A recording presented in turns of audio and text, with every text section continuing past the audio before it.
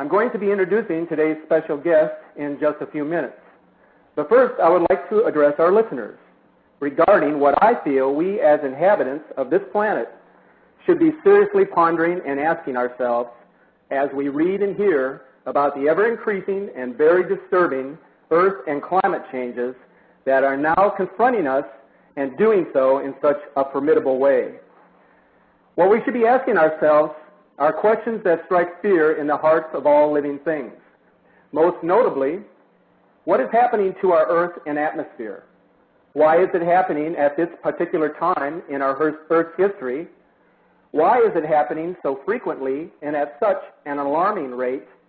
And what can each of us do to prepare for each new disaster that lies in wake as a result of these sudden changes?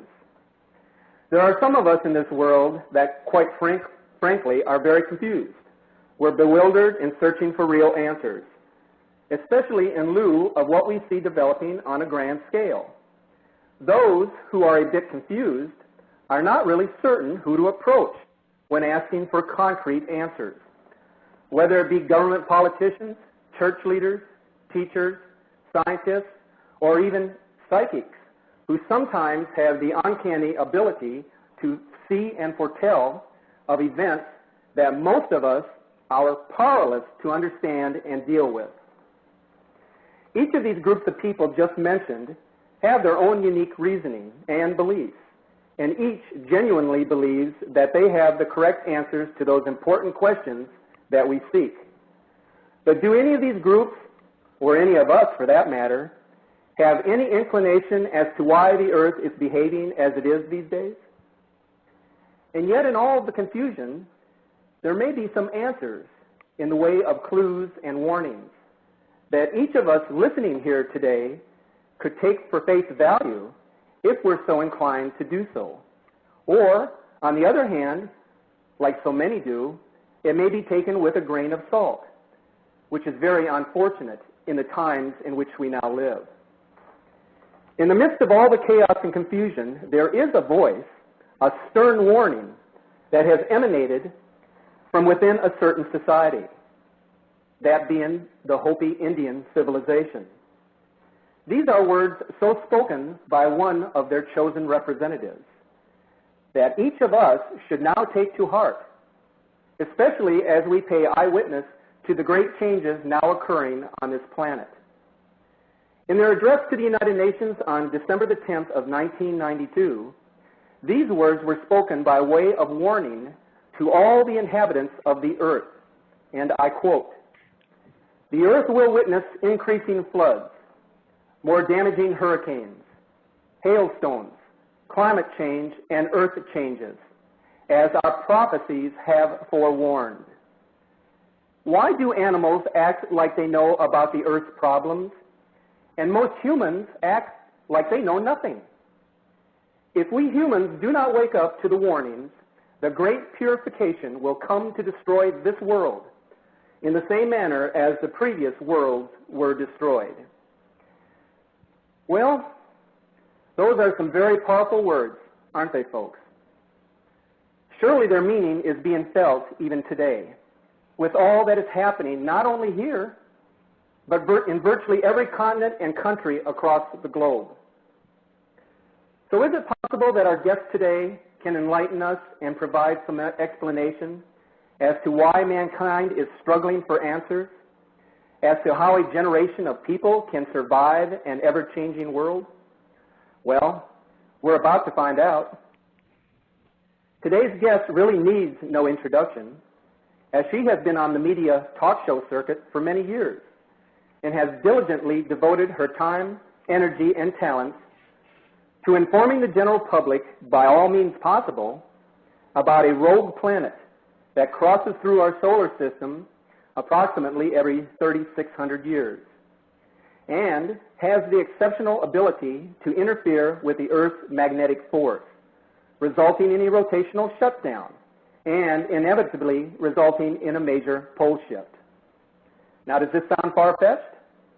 Not really, when you consider that some notable people and societies have spoken of this celestial body in prophecy and throughout our history, from the time of Noah's flood, as well as the parting of the Red Sea during the time of the Jewish exile. There are many things that need explaining, folks, and there is more to the story than that which is being told us today. So who better to explain all of this in more detail than our next guest? So let's welcome to our program the renowned ET contactee and mistress of Zeta Talk, Miss Nancy Slater. Hi, Nancy. Oh, I'm so happy to be with you. Nancy, you and I have become acquaintances as a result of our belief that the Earth is changing on a scale unprecedented in our lifetimes, and that mankind is along for this grand ride. And all of this occurring while both man and his Earth continues to evolve. When I first had the opportunity to communicate with you in the spring of 2003, a score of individuals had already contacted you via your website and had submitted a number of photos, some very credible, that were showing a large planetary object moving quite steadily towards the proximity of the sun. Some of those observers, including myself at the time, had never known of Planet X until they had heard individuals such as yourself, James McKinney, Zachariah Sitchin, as well as other notables explaining the origins of this mysterious rogue planet in its rather peculiar swing orbit through our solar system, as I mentioned, every 3,600 years. I wonder if you could take a few minutes to refresh or inform our listeners about this strange planet and how it may interact with the Earth as it supposedly has in the distant past, according to ancient prophecy. Sure. Actually, it has a very odd orbit. Really, there is no name for this orbit in among our human astrophysicists who think that orbits should go round and round, around a sun, or perhaps if there's two binary suns in a close dance, they go around both those binary suns, like our moon goes around the Earth. But this has a sling orbit, and it goes past our two different suns. It doesn't go around them like a big egg. It's kind of like a pendulum swinging back and forth with our sun on one end and another sun on the other end. Now, it's not that far distant. According to the Zeta's 18.74 Sun-Pluto distances, you take the distance from the sun to Pluto and bop that out 18.74 times, and that's where that other sun is. Why don't we see it? It has never lit. It is a dark, unlit sun. But nevertheless, it's a mass, and our sun is a binary with it, but instead of having a binary dance, they're just kind of frozen. And this is because of, the Zetas say, all the little pushes and pulls from the neighborhood. It's kind of like in an equilibrium stasis, and they don't move. But this planet began to sling past one and then sling past the other when everything was congealing coming out of the Big Bang, and it's never been able to stop that. It's sort of locked into that.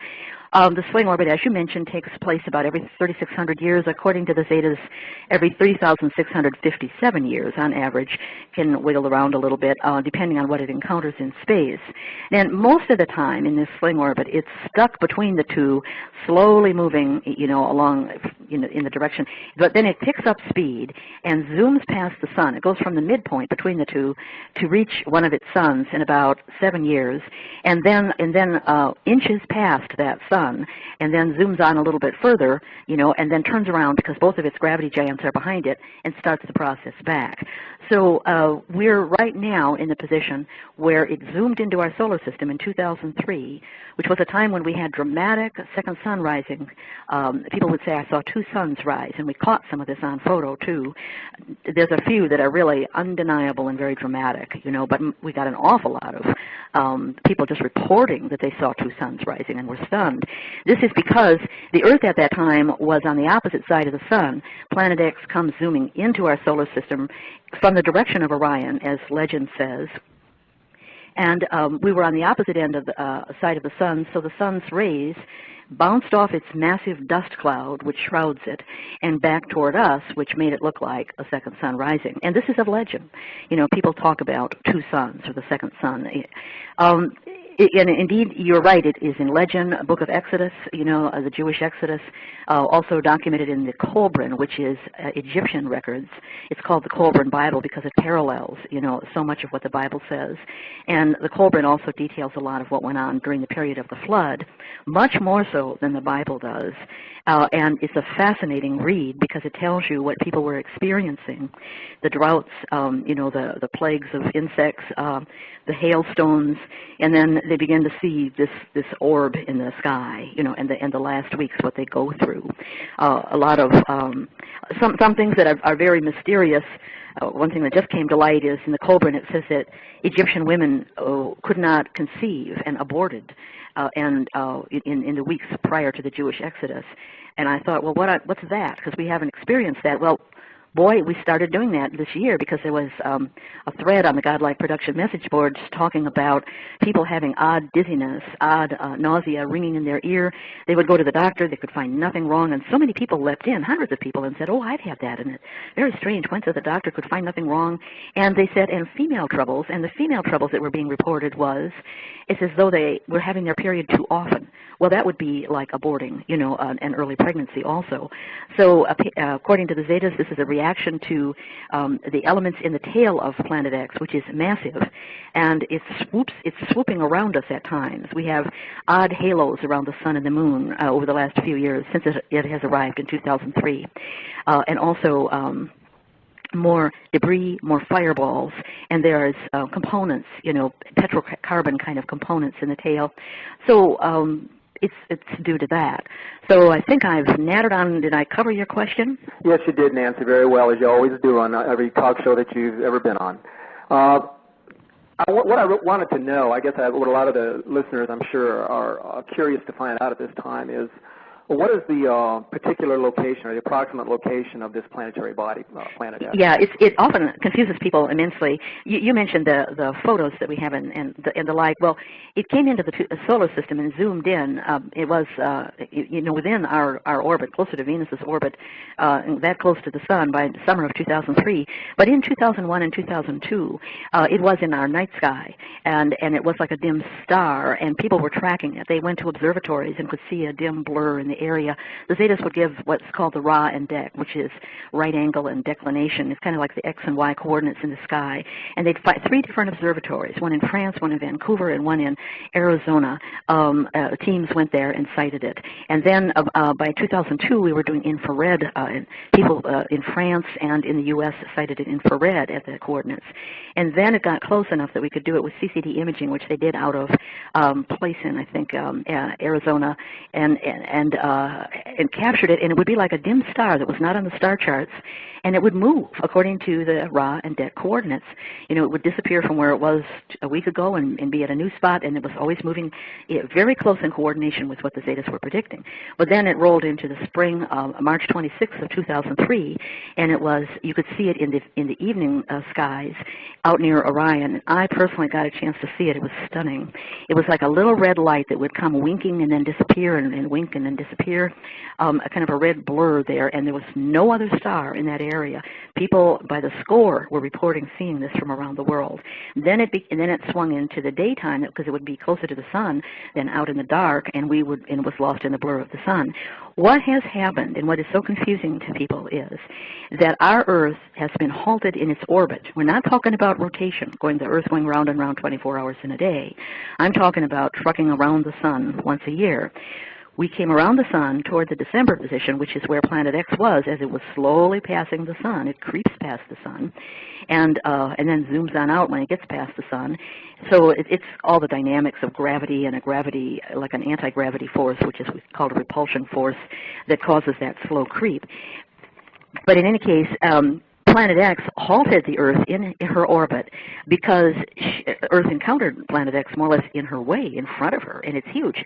This planet is 4 times the diameter of Earth, 23 times the mass, and the gravity pull is much more than Earth. So the repulsion force triggered in. Now what has happened since then, we have been trapped in that kind of a position where Planet X is between us and the sun, and it's kind of pushing us backwards in our orbit and creeping toward us at the same time. We're like snow in front of a snowplow in that regard. What traps us is partially the eddy flow of particles that come out from the sun and roll around planet X and then roil in front of planet X, and we can't get out of that. I use an example of a stick in a river where if you find a branch stuck in a river, the water will flow around it, and right in front of that stick you might find things bobbling in the water that would have long ago washed downstream, but they can't get out of that bobbling around because the water coming around the sides, that flow is so strong. It's an eddy flow, a backwards flow, pushing those little bobbling seeds or whatever back toward the stick. Well, we're in that position. We can't escape. And Venus is likewise in that position. It is a second dark planet, which is called the Earth twin, which used to be right behind the sun all the time so we could never see it, although NASA was aware of it by their probes and the like. And it has come around and won't bump into us, shares our orbit, because of the repulsion force. But those three planets, which are all about the same size, Venus is about the same size as Earth, and our dark twin, which is just a dark hunk of rock, people were actually able to see it as it was coming around in early 2004, and it was like a blue and yellow light thing out in the west. People were talking about it, and we captured it on photo also. It's in my photos section. But then the angle was such that the sunlight bounced right back toward the sun. Black normally does not reflect anything, but it was just at a particular angle which some of those light rays were deflecting back toward Earth, and we saw it briefly for a month or two there in the spring of 2004. So we're trapped in the eddy flow. It's coming at us from the direction of the sun. We can't get out of its way. It's not going to veer or turn away. It's just going to zoom over our head, coming from slightly below the sun to slightly above. And in legend, in the Colbrin, I was thrilled to find this. It says it comes from the direction of the sun. Comes from the direction of the sun. And well, that's pretty amazing in yes, itself. That is. I was thrilled to see that. It was such a confirmation of what the Zetas had been saying. I had a question here. The Mayan elders have foretold of the year 2012 in prophecy as a time of the Great Awakening. Could the term Great Awakening be another way to define a time of great upheaval, such as would occur with the crossing of the planet X? Yes, frequently. If you're, as the Zetas say, if your world is upside down anyway, it's a time when if you present a lot of new ideas, they're likely to be less upsetting than if everything is status quo and calm. So they said, for instance, during the pole shift, when everybody is dealing with, Lord, what has just happened, and my life and my house blew away, and the sun is rising and setting in a different place, and what does this mean? And you may, in fact, encounter aliens in your conscious who might become your new neighbors, because when you're shook up like that, your mind is more open to new concepts, and the fact that your neighbors look a little odd, are kind of bald and speak telepathically and fly around in spaceships is the least of your worries. So, the awakening is a term that the Zetas have used to describe people becoming aware that they're galactic citizens, that man is not alone. And, of course, some of us have known that, from jump, but the way the government has gone about it with Blue Book and, everything's swamp gas and berating anybody who says they're a contactee, treating them like an enemy of the state, lately it's gone the other way because they've lost this game to try to pretend that UFOs don't exist. The number of contactees has ballooned exponentially, and mass sightings are happening all the time. And so now, videos and photos are showing up more and more, and people are talking openly, and governments are giving up. In France, they've opened their UFO files. The UK is going to do that partially. The government in Chile, the military in Chile, sent representatives to a UFO conference there to talk about some of their documented cases.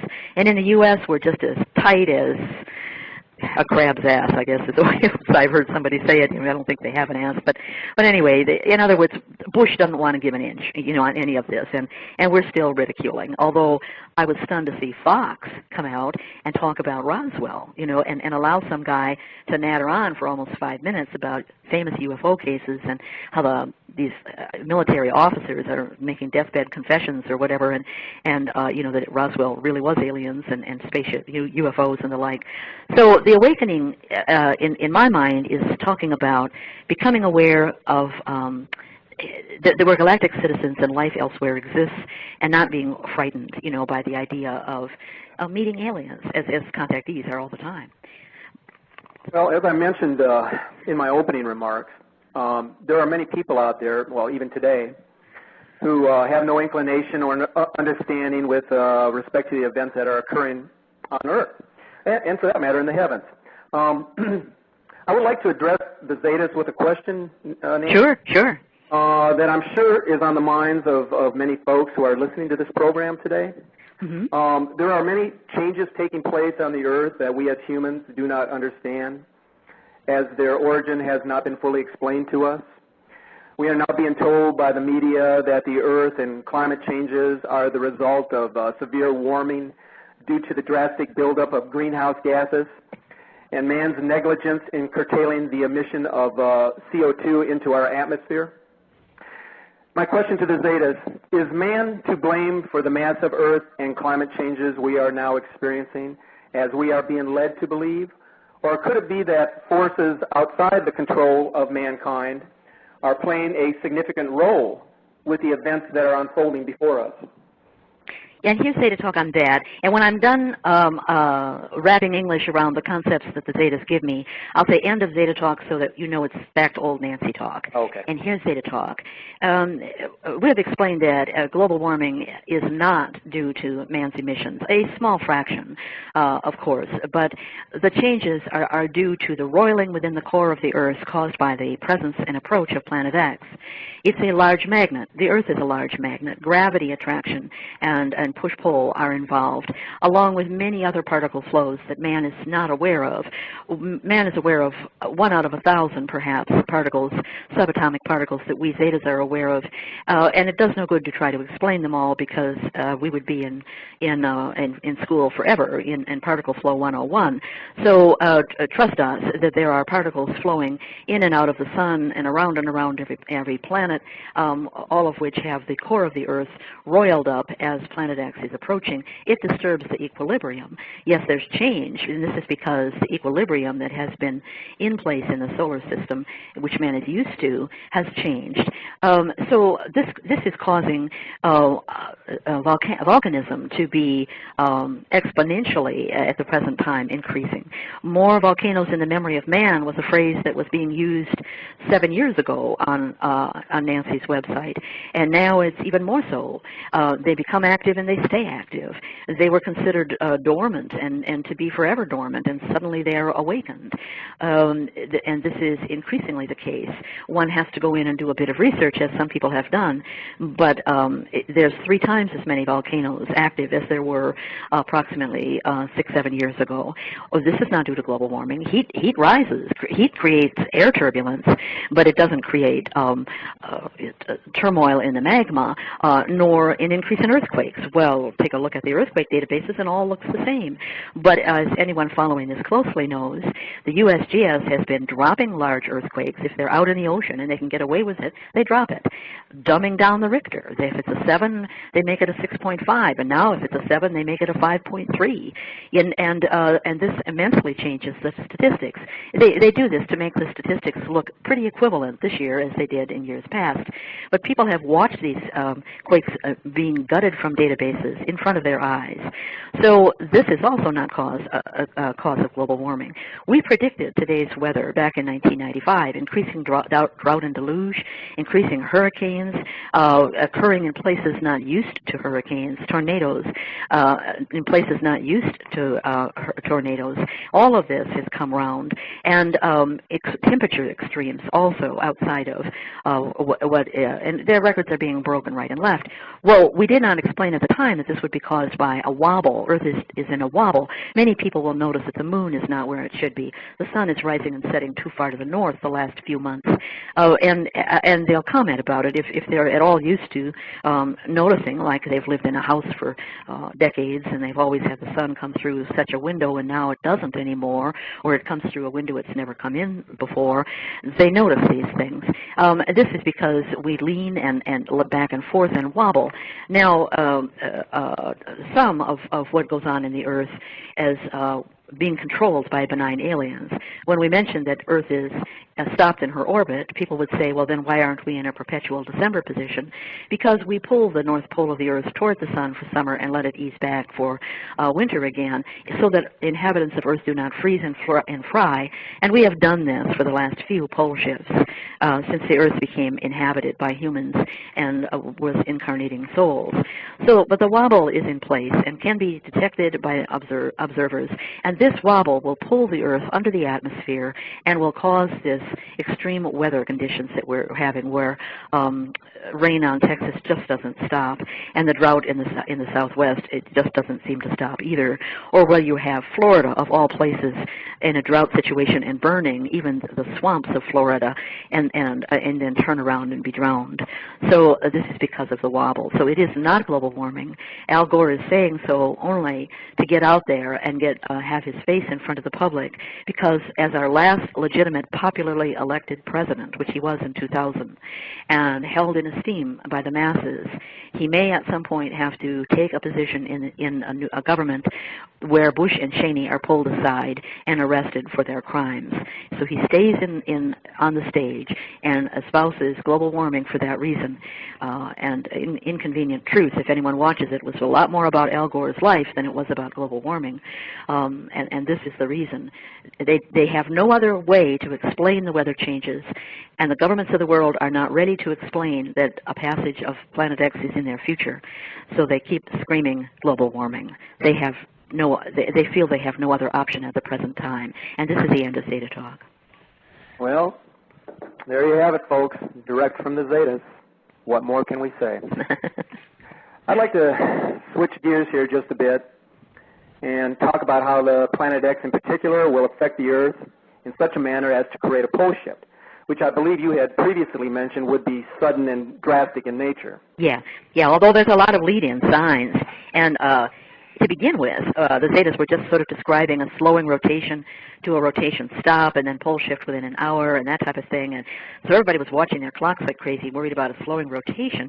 But then they got a lot more specific about, in legend, like the Bible will talk about 3 days of darkness is pending, and Islam talks about 6 days of sunrise west, and the like. And so the Zetas have, and of course there's an indication of a wobble, like the Bible says, the Earth reels to and fro like a drunkard, So the Zetas got specific. What happens as Planet X passes the Sun, it also goes from below the ecliptic, which is this, the ecliptic is this line through the Sun's middle that all the planets line up on, similar to the rings of Saturn, except the only thing in the ecliptic are the various planets that go around the Sun, not a lot of trash, but we have that. It's an invisible, hat ring, like the rings of Saturn.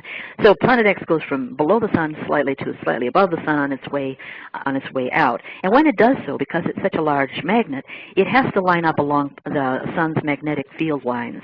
And at first, when it's coming toward the South Pole, it's nosing its North Pole directly at the Sun's South Pole, and it kind of stays glued, and then it's tipping. So now you've got it almost laying horizontally with its North Pole pointed at the Sun's South Pole and its South Pole pointed out toward us.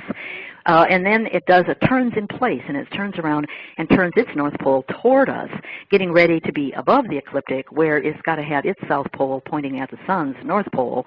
I know this is North and South a headache, but the bottom line is right now it's in the process. It's pretty close to the ecliptic. It's between the Earth and the Sun. It's coming toward us. It's in the home stretch here, going toward a pole shift, and it's in the process of swinging its North Pole around. It's almost 3/4 of the way around. It's not pointing its North Pole directly at us yet, but it's pretty close to that. And when it does point the North Pole directly at us, our North Pole will tip away. You know how magnets are. You can't get two North Poles to touch no matter what you do.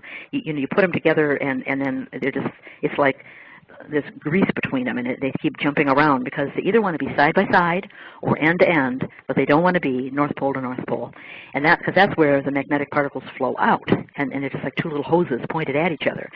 So as the North Pole of Planet X is starting to point toward us, our North Pole tips away, and that's the 3 days of darkness in the northern hemisphere. And then, in tipping away, it kind of overreacts, and it tips all the way upside down, but it's a slow, gentle tip upside down. Well, if we're standing on our head, and north is down and south is up, and we keep our same rotation, going round and round, guess where the sun is? It would appear to rise from the west, which is what Islam says, 6 days of sunrise west. And then we tip back up, and we're straight up, and at this point, Planet X, in its role and in its manipulations as it's doing this, getting ready to cross the ecliptic and adjust to the magnetic field lines above the ecliptic, that's when we will slow to a stop, and it happens within several days. The Zetas have said something that must be terribly frightening to people who go through this, is that the Earth is actually drawn toward Planet X at that time. by, it sounds to me like about 30 million miles. We're like 93 million miles. You know, we're a lot closer to the sun. We're a lot closer to Planet X during that week when we slow down and we're in rotation stoppage. That's really 2 weeks. 1 week we're stopped in a few days that we're slowing down, so let's say a week and a half.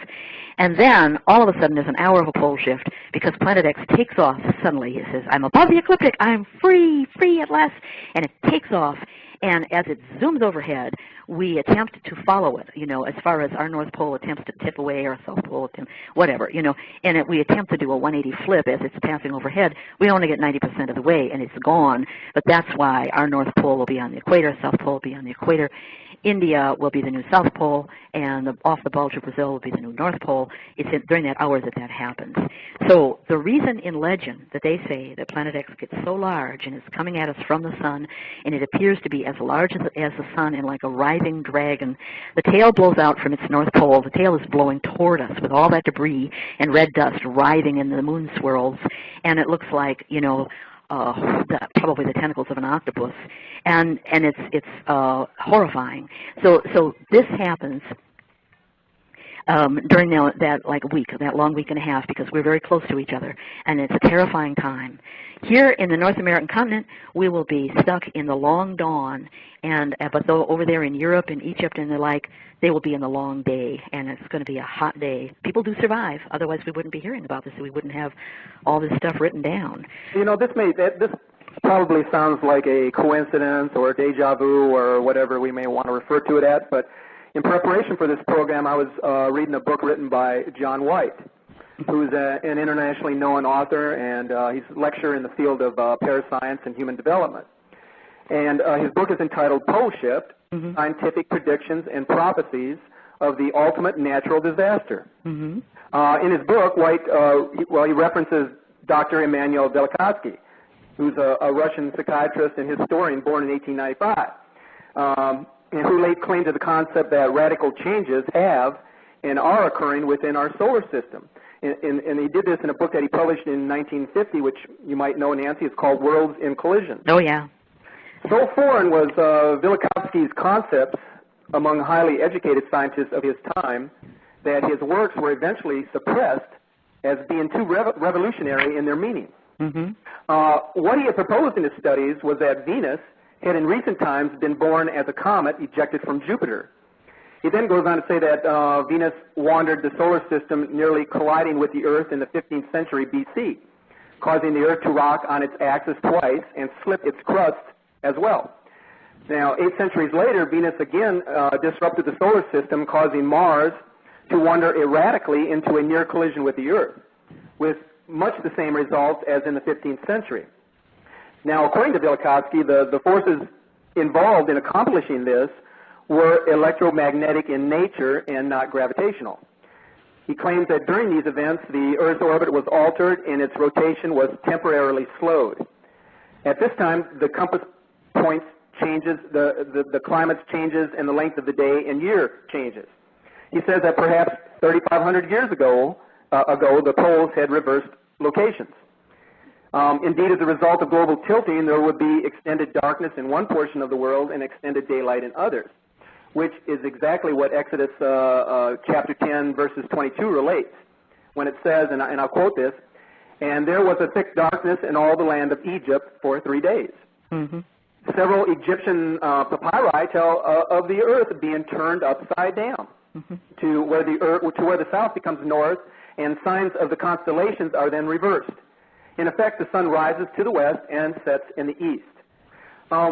Nancy, aren't we beginning to see the reality here of Velikovsky's concepts with respect to the Earth's continents shifting and the stars changing course? Oh, yes, absolutely. This was one of his earlier books, Worlds in Collision, where he picks up folklore, basically. And he followed it. His last one, I believe, was Earth in Upheaval, which actually is repeating scientific studies of the geology of the Earth, what's measured in the geology of the Earth, and not talking about folklore and legend at all, you know, like the fact that the 3,600 years ago or so, all the oceans of the world worldwide drop 16 to 20 feet. And they determined this, Daly and other scientists, by the fact that their beaches were so high they were no longer being washed by waves, but they had been, and they were able to do like carbon dating kind of thing and determine, and so, well, where did all that water go? Obviously, the great rifts in the ocean, like the Atlantic Rift, deepened, for instance. And but he was attempting to take all of this information and make sense out of it. And there was another author by the name of Hapgood who had the sliding crust theory, which Einstein espoused and said it made the most sense in as far as why we have wandering poles and the like. The crust actually moves. It's not that the magnetism points out our left ear and then out our right ear and then out the top of our head. I mean, that's not what's going on. The crust is shifting around. Ice ages are, in fact, where like France was the North Pole at one point, Wisconsin was the North Pole. Our last pole was Greenland, which is why there's so much ice there. It's such a pack, and it's the crust shifts. So for those who don't know, not only did Einstein espouse Hapgood, but he and Velikovsky were very close friends, played chess. And when Einstein died, Velikovsky's book Earth in Upheaval was open on his desk. He was in the process of reading it when he died. Right. Mm-hmm. And this business about Venus zipping around and Mars, there was, I think the Mayan Indians had something called a 52-year round, where it was a celebration or human sacrifice or something like that. Every 52 years when Venus would loom close. Well, what happens during a passage is sometimes these planets like Venus, which is very much caught up and in front of planet X like the Earth is, their orbit gets wingy, and it takes a while for it to go back to where it ought to be. And so in this orbit, if Earth's orbit is a little wanged out and Venus's orbit is a little wanged out on certain, so many years, we might come close to each other, and that was what it was considered. So they'd see Venus come too close, and everybody'd hold their breath, and then they'd have this celebration, and then it would go away, and they'd say, we're good for another 51 years. So Velikovsky did his very best, and at first he wasn't thinking rogue planet, but as he moved along, he was getting close to that, as describing it. It wasn't until we got Zechariah Sitchin with documenting the ancient Sumerians' understanding of what he called the 12th planet, which in legend may be called the Red Star, the Great Grand Destroyer, Nibiru, Wormwood, Marduk. There's lots of different terms for this big planet that comes zooming through, and he called it the 12th planet because the ancient Sumerians counted that planet as one and our moon as one, as well as Pluto and all the other planets and the sun, I think. So anyway, his book is the 12th planet, and he has a series of books which address what the ancient Sumerians knew. They counted the planets from the outside in. They were aware of Pluto and our outer planets, Uranus and the like, before we ever discovered them. We didn't discover them until after the 1900, 1930, or whatever the heck it was. The ancient Sumerians knew about them and counted out in, which is what this planet does. It comes into our solar system from the outside in. And this planet, this traveling planet, it is inhabited. It's a water planet, and it does have hominoids on it, as our planet has hominoids on it. And they have rocket ships like we have the shuttle. And when they came through and passed through years past, they would pick up gold that had been mined on Earth, and they needed it for their atmosphere to try to retain heat and light, because their planet is not only a big magnet, it also has some components that suns do, so that it's a smoldering brown dwarf. It emits heat and light, and is shrouded in this dust, so that it's covered with a dust cloud, but their water is blue, and it's lit by some deep crevasses in their oceans, and so it does have vegetation, and it does have these transplanted hominoids, which are the guys that built the giant pyramids and the face on Mars too. They've gone up there to mine for gold. So I forget what the question was. I've been wandering and talking here. We were talking about Velikovsky. Oh, yeah. And what I wanted to say was, it seems, well, to me, the most startling concept that Velikovsky elaborated on was his belief, and I believe that it's your belief as well, Nancy, that a shifting of the Earth's axis are not brought about by internal causes, right, as proponents of the Ice Age theory had assumed, but rather under the impact of external forces. Right. That worldwide phenomena such as climate change, the transgression and rising of the seas, great volcanic and seismic activity, animal extinction, and a host of other cataclysmic events would only take place as a result of an external magnetic force. Right, right. It's magnetic, and magnets are very strong. You know, you can get a thing to levitate off the floor with electromagnetism. People say, oh, well, some of these people that are trying to claim that mankind can levitate, you know, spaceships, like aliens can levitate spaceships, and they get these powerful electromagnetic fields, and the chair lifts up off the floor, and they say, look, you know, we can fly spaceships. Well, it is a very powerful force, magnetism is, yes, and that's exactly what's happening. It's when it happens so quickly that our planet, you know, is the core wants to go one way and the crust wants to go another way at the point of passage, and the core, you know, gets ripped off. I mean, the core and the crust separate, and that slippery zone between, which is magma, liquid magma, and it causes the crust is just sliding over. And for people on Earth, what they notice is that there's like a jiggling feeling. The stars or the moon or whatever seem to move across the sky quickly. And you know how it is when you fall. It's not the fall that hurts. It's that sudden stop at the bottom. It's the same thing with the pole shift where the crust is on the moon. It's when that crust stops moving. And Richter 9 earthquakes worldwide. The Zetas call them Richter 15, but Richter is a factor of the force of the jolt and the scope. So it's really Richter 9, that kind of a jolt. So if they say don't be in buildings, be in a trench somewhere, the trees stay rooted, and you know, if you just crouch down out of the winds, of course there's hurricane force winds worldwide because the crust is moving under the atmosphere pretty rapidly. Well, Nancy, as we're talking right now, it's beginning to storm here, and I'm hoping that we haven't lost our internet connection, but I want you to go on ahead and continue. Yeah, I'll just keep talking. And they say it's very terrifying, but for those people that know the signs to look for, by the time we get to 3 days of darkness and we're upside down, or even get a real severe wobble going into that point, but it would get a lean to the left. You know, our North Pole will seem to be dropping over to the left until where we're almost laid out on our side instead of straight up and down, and then the North Pole swings back into being away from the sun.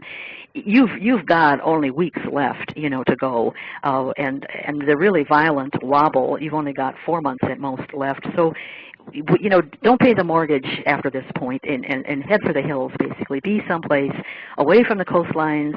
Get seeds, fishing hooks. Fishing will be good. Ocean fishing will be very good. There's something that popped up. The Zetas have always said this. They said the oceans will be lush, and there was a study that was just recently published that said if you cast iron onto the ocean, there's the algae and the kelp and the like suck up the carbon dioxide and the iron, and there's a lot of food for the fish to eat, you know, vegetation, and the ocean actually looks pea green. And this is what the Zetas were describing. They've been saying ocean fishing will be very good afterwards, and because the iron dust in the tail will waft over, it makes small ponds and rivers look blood red. But that blood red rivers of revelations.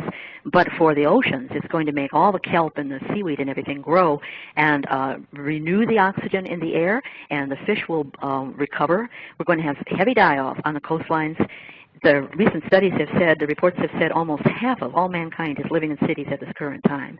Well, and most of those cities are in river bottoms or on coastlines. You know there's going to be a lot of death from drowning, and that buildings will drop on people in cities. So the oceans won't be fished out. But you've got to get up in the hills. Remember to distill your water. There's a lot of easy ways to do this, easy techniques. Check my website. There's hints on how to do this with pots and pans, and you can get a gallon of distilled water in no time over a fire, and then have hot washing water as an offset. And remember, bugs are good to eat, and also weeds. There's a lot of weeds in vitamin C, vitamin A. You would be surprised. Things that we dig out of our garden and throw away are just as nutritious as lettuce and cabbage and the like that we pay money for. So look into low-light plants like potatoes. I have sheep sorrel, which is sky high in vitamin C, which is a weed growing in my lawn, which I treasure. Get familiar with that, and think of living like the Amish do, like 100 years ago, off the grid, hand tools, and teaching your children at your knee how to live, and it's going to be peaceful and moving into better times for the survivors. You still there with me? I'm still with you, Nancy. I was just looking at my clock here because I've lost my internet connection. I think we got like about 6 minutes left, and I did want to ask you one more question. Sure. Before we leave today. It's being reported by a number of close observers that the sun's orbit across the ecliptic appears to be out of sync. Instead of moving steadily towards the southern hemisphere as it normally would, progressing into the summer solstice, it appears to be moving very little. In fact, it has been taking a northerly track as it crosses the horizon. Are people's eyes deceiving them when they're making these observations? Oh, no. What is actually occurring? Yeah, that's actually, well, actually, it's the way the Earth is leaning, and this has been reported since, I think, March, that everything was too far to the north, and people make measurements, like I live on a street that is absolutely east-west, north-south, east-west. I live on a corner. And this was laid out in the Midwest, way back when, and the Midwest is like little grids all over the place. They were very precise. My block is on the 40 marker, and so you can just do an estimate and say, okay, it's supposed to be 70 degrees and 90 is east, and then 20 over. But 20, 30 degrees too far, so people have been measuring this and measuring the wobble. I get people to measure the wobble from around the globe because somebody in Australia or Japan and Europe and South America, Chile, they're all recording where they see the constellations, where they see the sun come up and go down, and the like. And you can, and it's a detectable wobble. Did that in 2000 and into 2005 to a great extent. It's very time consuming. Did it recently, this last spring, because people were talking about such a dramatic wobble. But what has been consistently being reported on message boards is the sun is too far north on rising and too far north on setting. Now, it will depend a little bit on where you are. I think Europe gets one thing and we get another thing, but it has been at best where more or less what it should be, but most certainly too far north, when it's off. And you can go into my website and look at the orbits section and see some of this recent documentation. Their eyes are not deceiving them. They will be told that if they call an astronomy club, and these astronomy clubs have somebody who's answering to like NASA or an astronomer, and astronomers, have to, in order to work at observatories and universities, they have to sign little security oaths that they won't talk about UFOs, for instance, and they also are told don't talk about, how the Earth is wobbling around and where things aren't where they're supposed to be, on pain of death, pretty much. That people have died, and the word gets around. The story that in 2001, when the crew went to an observatory in Vancouver to look, and the astronomer there, who was the vice president of their Royal Astronomical, whatever the heck in Canada, he was trying everything he could to have them not look where they wanted to look, and they finally did get a look there by some assistant. But this man pulled, Steve aside, it's a different Steve up there in Vancouver, and said, Steve Havas, and said, look, if you keep your mouth shut, you can come on a certain place and time, and we'll look at it. We're watching it all the time, and I know what you're talking about, and it's coming in. But keep your mouth shut. Well, Steve Havas didn't. He reported this. So then the guy was in a panic.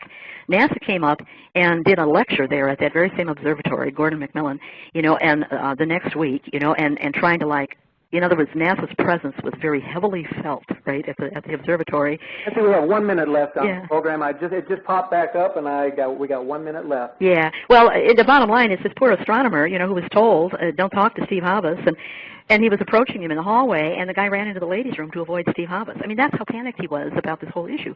They're told, don't talk, so it's a big cover-up. Yeah, your eyes are not deceiving you. You have to trust your eyes. You're not getting the truth. One of these days, that whole cover-up will break, and I think it'll be when we start seeing something in the sky that they can't deny. They may try to call it a big asteroid swarm or something like that, or an anomaly in the atmosphere, it's a reflection of the sun, or some solar flare that cut loose and is floating like a ball of light, and who knows what the explanation will be, but it'll be something silly. Meanwhile, we'll have a wobble, that'll be increasing. So go to the Theta Talk website and get educated on all this, folks. And thanks to Steve for having me on. Thank you, Nancy, and I really appreciate you coming on today. We'll reserve the call-in session for another time, okay? Yes. All right. Great. Thank you very much. Let's have you on again. Bye, all.